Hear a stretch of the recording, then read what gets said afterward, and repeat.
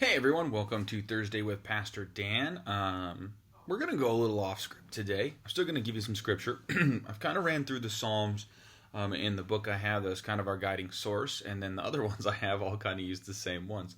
So, yeah, I'm a little spitballing today, so there might be a little scattered. I asked for some forgiveness there, um, but a little precursor to what we're going to talk about today is for some of you may not know, some of you do, most of you do know, but some of you may not. As I coached the high school track and field at the Throwers, um, I, as a former college shot putter, um, love it. I think it's one of my favorite things, and then being able to give that knowledge and share my passion with young people is super fun.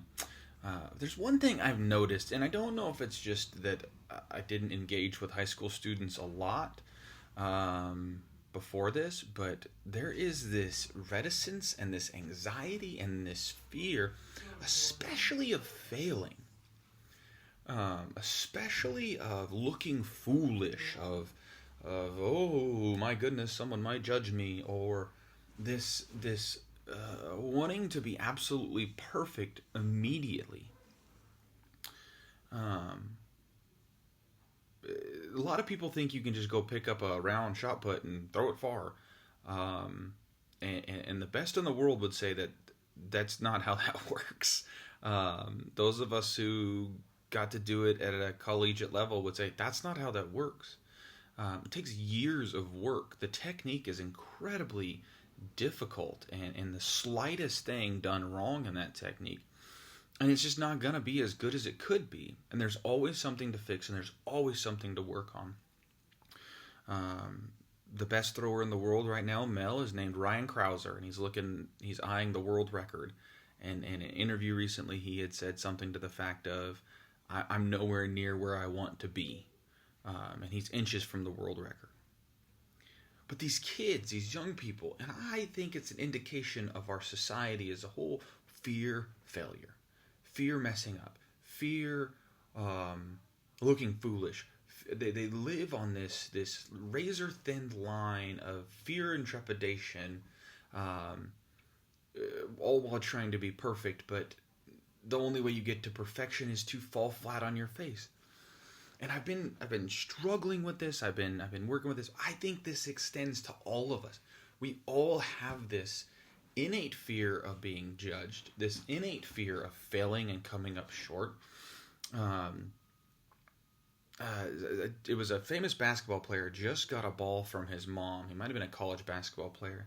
He got a basketball, and it was his birthday present. And on it somewhere was written, pressed into the ball. It said, "You never fail. You only win or learn. You win or learn. We never fail. We simply learn." And that's not just at sports. That's at life. That's at work. Um, right? We if I fall short in my job here as a pastor, and someone says, "Hey, you missed this," I can call myself a failure, or I can chalk it up as a learning experience and make myself as an individual better.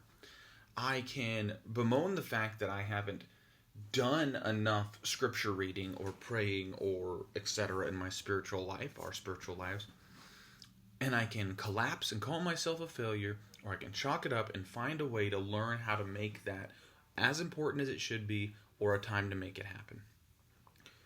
We as humanity are vain, and here's where I'm getting to the scripture, and you might be understanding where I'm going. Ecclesiastes chapter 1. "Vanity of vanities, says the teacher," the author of Ecclesiastes. I love Ecclesiastes. I don't know what it is. It just feels like it digs in, it speaks the truth, and it says what it needs to say. And "Vanity of vanities, says the teacher." Vanity of vanities, all is vanity. "What do people gain from all the toil at which they toil under the sun? A generation goes, and a generation comes, but the earth remains forever. The sun rises and the sun goes down and hurries to the place where it rises. The wind blows to the south and goes around to the north. Round and round goes the wind, and on its circuits the wind returns. All streams run to the sea, but the sea is not full.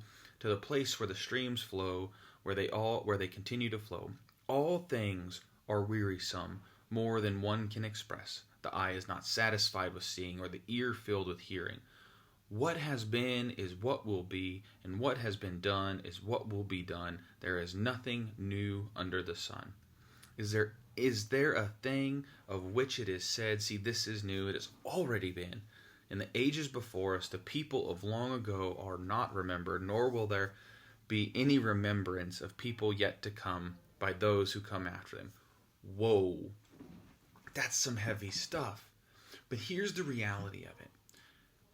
If, as the world continues on around us, we spend our life toiling in vain endeavors that are strictly for someone else's viewing, or out of concern of how someone else will see us, or out of concern of not being willing to live in this. The writer of Ecclesiastes later goes on to say, everything has its time, from war and peace to life and death. So live. No one can truly live if they live in fear. No one can truly live if they're constantly concerned with what someone else thinks, with what someone else is doing, with everything else around them, with the vain endeavors of life. No one can truly live. Jesus says, I have come so that you may have life and have it abundantly. Whose life is abundant if we're unwilling to step forth into the world that's going to continue on around us, with or without us, like the Ecclesiastes writer says? And we do so in fear. Fear of being who we are. Fear of being who we're called to be. Fear of being so concerned we may offend, we may upset, but yet we're trying to live a life of love and grace. Jesus constantly says, do not be afraid. Scripture says, do not be afraid. Isaiah says, do not, what is it here? I've got it on, hold on. Isaiah 41:10, do not fear, for I am with you. Do not be afraid, for I am your God. I will strengthen you, I will help you, I will uphold you with my victorious right hand. Writer Ecclesiastes is saying, it is vanity to focus on this world only. It is vanity to focus on what everybody else is doing. We live out of fear of what everyone else thinks. We don't live. But if we live and we abide in God and God's love, then we have life, and we have it abundantly.